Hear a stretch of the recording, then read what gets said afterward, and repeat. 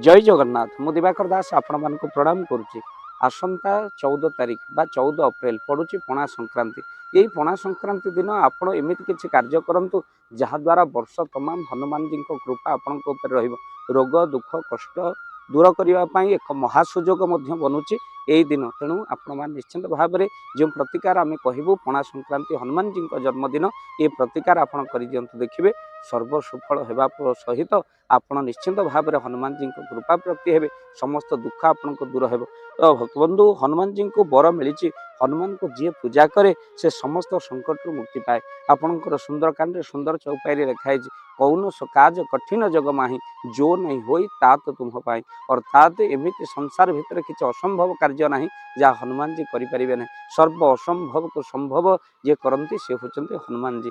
तेणु हनुमान जी जेहेतु जन्म उत्सव पणा संक्रांति तेणु समस्त धरित्रीर समस्त शक्ति एकत्रित होता है धरित्री मजबूत रहती समस्त ग्रह मान। भक्तबंधु जीवन में कष्ट जदि आपणकर भरी जाइए समस्या जदि भरी जाइए आपण मन रखी था उन्नति जदि आपणकर देखा जाऊनी आपण कुंडली में मंगल बहुत खराब रोचे सहित बहुत मंगल कमजोर आपण खराब स्थिति धन में आपण बहुत दुखरे अच्छा आर्थिक स्थिति मजबूत ना बिजनेस उन्नति होनी तो आपण कौन कर हनुमान को पूजा द्वारा आपणकर सर्व सुफल आपण प्राप्ति करेंगे।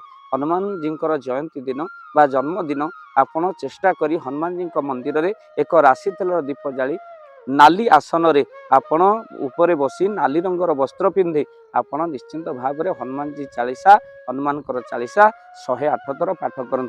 जदि 108 थर आप न पाठ कर 11 थर निहाती भाव में आपण हनुमान चालीसा पाठ कर सहित मंगल को मजबूत करने आपण दुर्भाग्य को सौभाग्य बदलवाई हनुमान जी को लाल फूल निश्चिंत से दिन अर्पण करन बा मंदार फूल माला करी हनुमान जी को चढ़ातु आउ सहित आपण रोग मुक्ति 11टी रुटी हनुमान जी जन्मदिन बा 14 अप्रैल रे आपण निश्चिंत कुकुर को से दिन प्रदान करंतु। ऋण मुक्ति मंगल बा शनिवार जो रही आपण घरे आपण किछि लड्डू तैयारी कर दियंतु अन्य दिन मानकरे आपण लड्डू तैयारी करी मंगलवार शनिवार आपण देई परिबे किंतु हनुमान जी जन्मदिन आपण जदि किछि लड्डू आपण बांटी दियंती हनुमान जी जयंती दिन अधिक लाभ होता है। जदि आपण हनुमान जयंती दिन दे पारुना मंगलवार शनिवार लड्डू बांटिले बहुत शुभ फल मिलता है सहित आपण ऋण मुक्ति होता है।